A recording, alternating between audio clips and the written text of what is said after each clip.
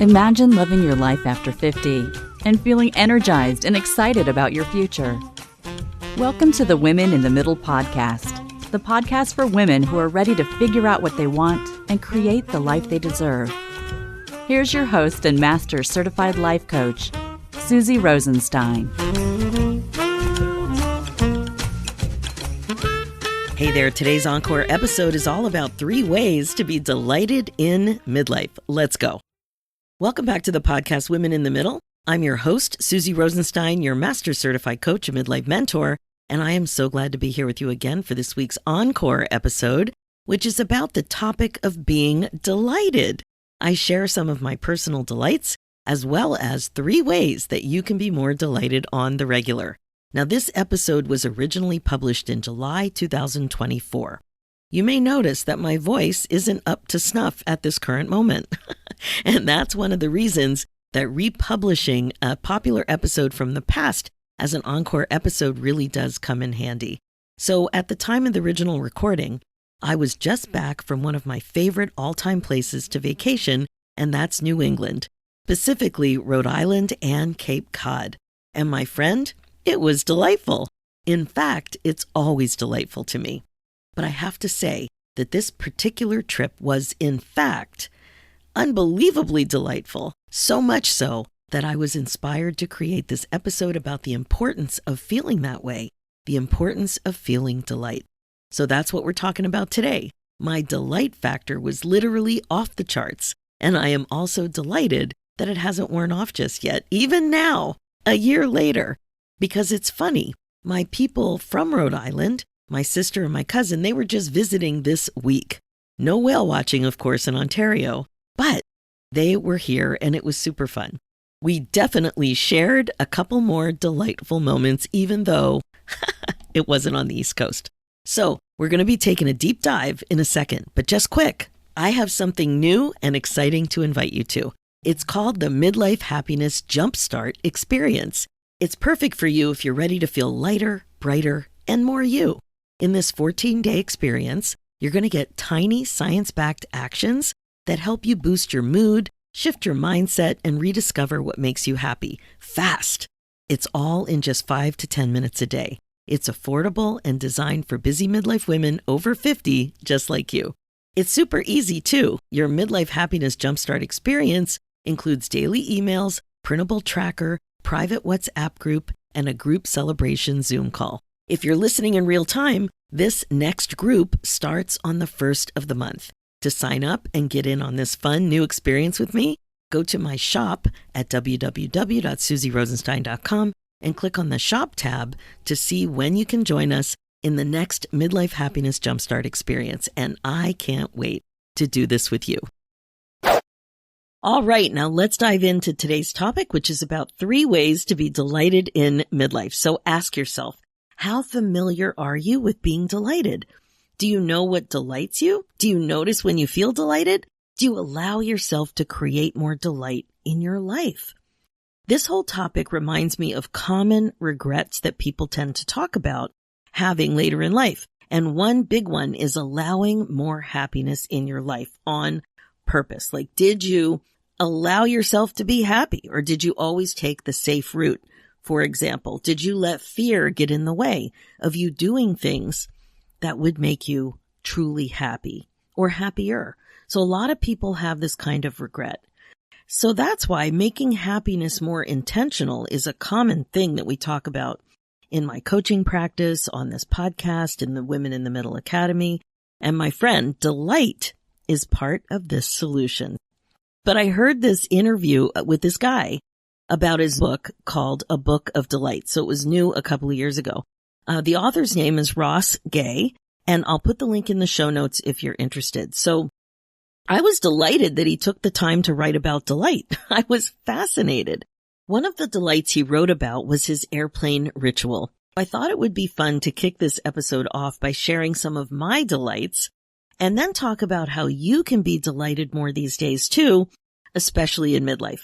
And I hope you find all of this really inspiring. A lot of times you can figure out, your reaction if you agree or disagree, or you can relate. because of something I'm saying or something that you're going to respond to. So that's why I thought it might be fun to go through some of the things that delight me too. So here we go. I hope you find it inspiring. And here they are in no particular order. Okay, delight number 1, my airplane ritual. I don't know when this started, but I think it's been more than 10 years, probably 15. There were 3 parts to it. Now there are only 2. But first, here's how it goes. When I get dressed in the morning of my flight, I wear my whale tail necklace.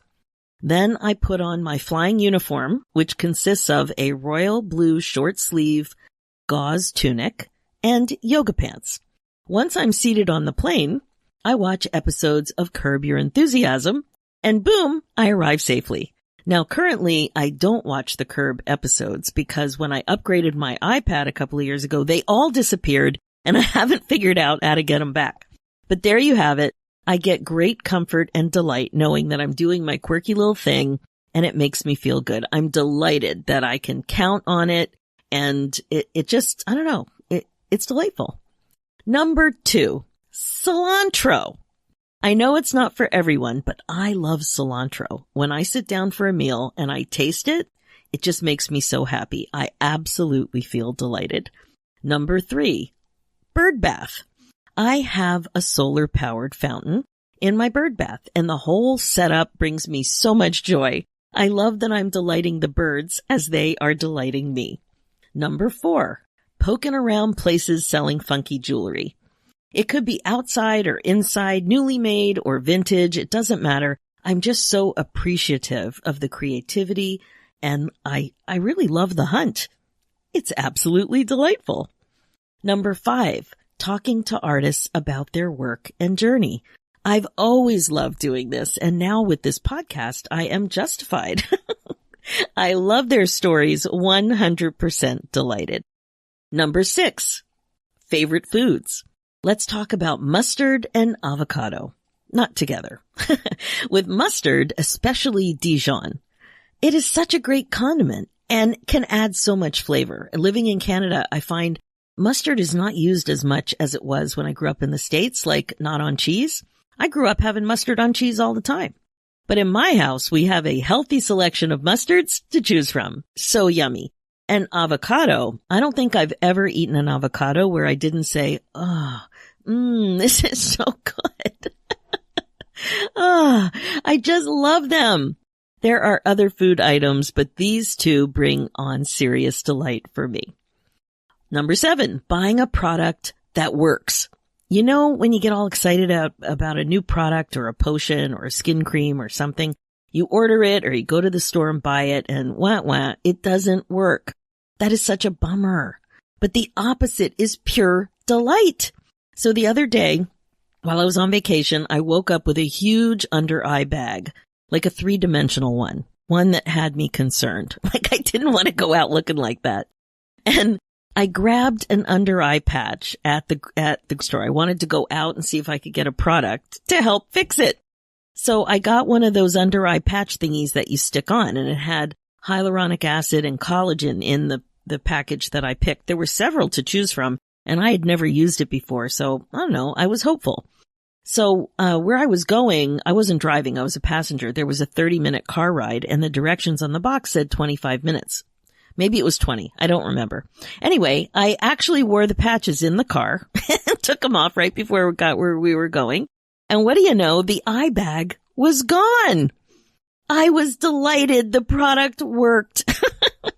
And I just love getting a product like that you're excited about and then you're not disappointed by. Delightful. So delightful. Number 8, nicknames. I love nicknames. I have a nickname, more than one actually. And I made sure to pick names for my kids that would easily shorten to a nickname. So my full name is Susan and my nickname is Susie. And I recently discovered the nickname my kids gave me in our family messenger chat. And that was funny. It was, I'm always right. I wonder if that's your nickname too. Anyway, I'm delighted that they know that. Or they're humoring me or making fun of me, whatever it is, I'm delighted. Number 9, a walk around water on a sunny day. Like when you're near water, go for a walk on a sunny day. Wow, I just over the moon with delight. No other details necessary. I just love that. Number 10, a hug from my dog.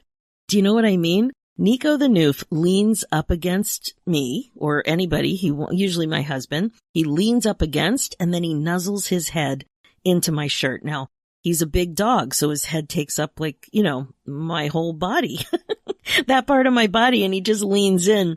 It is so good and absolutely delightful. Unconditional love. Number 11, a great crab cake. I had one on my vacation recently. Not all crab cakes are delightful, but this one was absolutely perfect, and it was just delightful. Like, I just sat down, I was sitting there eating it, and I'm like, oh, this is so good. I think it's the best one I've ever had. I really do. Delightful. Number 12, abalone shell. There's something about it that I just love. I love the look, the feel, the shimmery color, and the way it looks when it's incorporated into jewelry. Very delighted in every way. Number 13, no surprise, the show Curb Your Enthusiasm. This show speaks to me. I call Larry David my boyfriend. Like all humor, it's not for everyone.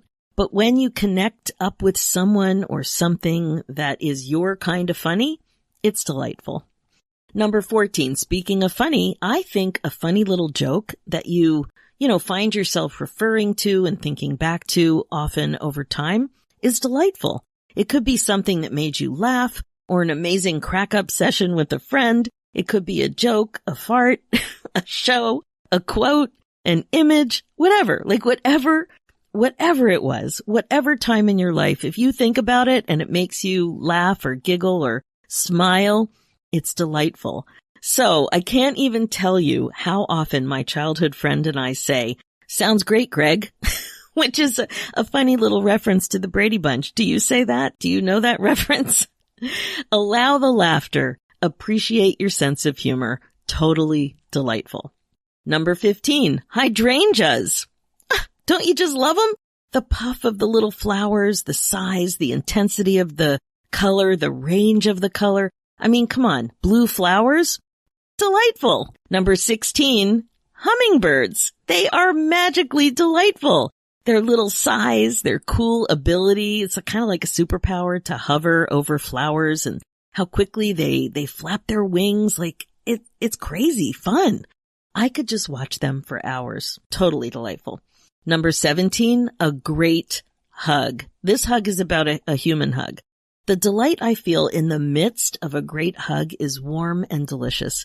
For me, it's like a solid hug that's a bit longer than a casual hug. Or a lot longer, but it's different than a casual hug. You know it when you're in it. Sometimes there are a few words shared, sometimes not, but you know when it's happening because it feels so emotionally connected and you are just delighted. Number 18, mindful doodling. I have loved calligraphy and doodling since I was a kid. Inks, pens, cool papers, it all makes me giddy. And when I discovered the Zentangle method, it was like my worlds collided. Zentangle is mindful and zen. You kind of get into a state of flow like happens with many art practices. It's doodling amplified because it propels doodling to a new level with its repeated structured patterns, and it puts it all into an accessible art form. I love it so much that I became a certified Zentangle teacher, and I teach classes in the Women in the Middle Academy. Just delightful. I also do it when I'm on the phone with the bank. It's always here on my desk. Number 19, a good cup of coffee when you're not in a rush. Think about it. Your favorite coffee in your favorite mug. You make it just the way you like it, or you go buy one just the way you like it. And then you take time to slow down. You sit in a good spot, maybe outside, and you're really present, like you're actually present and you are enjoying it. 100% pure delight. And number 20, a whale watch on a beautiful day. I know it's no surprise probably, but my friend, the experience of prioritizing a few hours to go out on a boat and hang with the whales on a perfectly beautiful day is simply heaven for me. There are so many parts of the experience that I delight in, from watching the birds and other sea life like jumping fish or a curious seal, to the beautiful ocean vista, to the whales feeding or frolicking or jumping out of the water, spy hopping, or like breaching. There's so many whale behaviors that you can see, to just, being outside in nature. These few hours are absolutely delightful. So there are mine. I wonder what came up for you as I was sharing each of those 20 things that delight me. I hope it got you thinking about what is delightful for you. Maybe we have a few things in common, or maybe these ideas helped you focus on what experiences, senses, sounds, all that stuff. What delights you, right? Sometimes it's visual. Sometimes it's a sound. So many different ways that you can experience delight. Actually, just saying that reminds me of the sound of a tight, well-practiced marching band. I don't know why I didn't add that one in. That would be delightful experience number 21. I love that wail, like when it's a full, line of sound. It's just so tight and fabulous, so exciting. Okay, anyway, that's me. You might be drawing a blank. Maybe you don't have a lot of experience being delighted. Oh, is that you? Oh my. So I hope this really helped you, because I'm sure you're delighted, but maybe you don't notice it. Maybe you don't value it. Maybe you don't pause. Maybe you've been too busy to slow down and notice. That's why I want to share 3 ways to be more delighted in midlife. Actual things that you can do to bring more of this feeling into your life. Remember what I was talking about earlier on? Happiness that's intentional. The pursuit of happiness and delight in a very intentional way. Okay, first, increase awareness. What I mean here is to increase your awareness of what you're delighted by. Here are some other words for it. Maybe you're not resonating with the word delight. So, very pleased, glad, happy, joyful, thrilled, on cloud 9, over the moon, ecstatic, euphoric, elated, blissful, in 7th heaven, beside yourself, tickled pink, pleased as punch, on top of the world, enchanted, and gleeful. Just to name a few. There are more, but maybe that will help you think about what you're delighted by. What is it for you? So ask yourself, do you have enough experiences like this in your life that you think about in a way that creates delight? You have to be aware of bringing these types of things into your life. A lot of times, this stuff doesn't happen by accident, but you deserve it. So let's go to number 2. The second thing is to slow down and think. Now that you're more aware, you need to slow down and think about these things in a way that creates delight. Slowing down is key. Allow yourself to be delighted. Prioritize being delighted. Don't just gloss over whatever it is. For example, with the Dijon mustard, once I'm aware that I love it, I have to remember to buy it. And I might want to try a few and see what's my favorite. And then I have to remember to use it. So if I'm making a turkey sandwich, I need to take the time to make it the way I really like it, with Dijon and a tomato and lettuce and sourdough bread. And then I need to slow down and savor it. Experience it fully. Be present. Notice everything about it. Notice that I love it. That creates delight. So you see, when you're in a rush and you're just doing stuff, sometimes you miss delight, or it's like a few seconds of delight, but it's not a full-blown experience. So you can definitely manage that better. And third, practice gratitude. Practice gratitude about being someone who invites delight into her life, someone who values mindfulness, even someone who listens to a podcast that helps you amplify your life this way, like this one. All of these things. Be grateful that you're more tuned into your happiness and delight. Be grateful that you have the skills and the commitment to prioritize more happiness and delight in your life. So the 3 ways to be more delighted in midlife are to increase awareness, to slow down and think, and to practice gratitude. There you have it. I would love to hear more about what delights you and how you're going to prioritize it. And if you need help with these ideas and other mindfulness strategies to help you get out of your own way so that you're happier overall, I am your gal. It's way more fun to do this together. That's it for this episode. Isn't it amazing to appreciate that you can bring more delight into your life on purpose? Seriously, If you aren't intentional, you're highly likely to have regrets.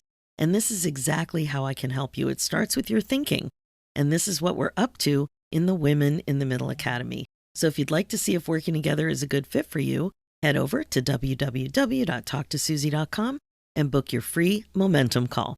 This is the way to learn more about how the Academy can help you go from wasting valuable time and worrying about having regrets to feeling fulfilled and excited about what's to come, all the while using creative tools, mindset coaching, joyful planning, and accountability in an amazing community of like-minded women. I help you stop living like time doesn't matter, because it does. So if you're ready to step on the gas and make changes that are important to you, the Women in the Middle Academy might be for you. Now, as you know, my focus as your midlife coach is to help you waste less valuable time and get on with the good stuff. This is what regret proofing is all about. Remember, being the queen of your brain domain is the best way to be, and midlife transformation coaching is the fastest way to rediscover joy and purpose after 50. My friend, it is time to stop waiting for the right moment and start creating the excitement, joy, and fulfillment that you crave. So if you'd like to see if working together is a good fit for you to help you get going, either in the Academy or privately, please reach out. If you're interested in signing up for the Midlife Happiness Jumpstart experience, go to www.susierosenstein.com and click on the Shop tab, and you'll see it there. For show notes and links, head over to my website at susierosenstein.com and click on the Podcast tab and look for episode 420. You'll also see a link there for my other show, The Women in the Middle Entrepreneurs, which is all about the reality of running your business when you're a midlife gal. It's also on iTunes, Spotify, and all the places. Let's do this, ladies. It's time for you to put yourself first, one thought at a time.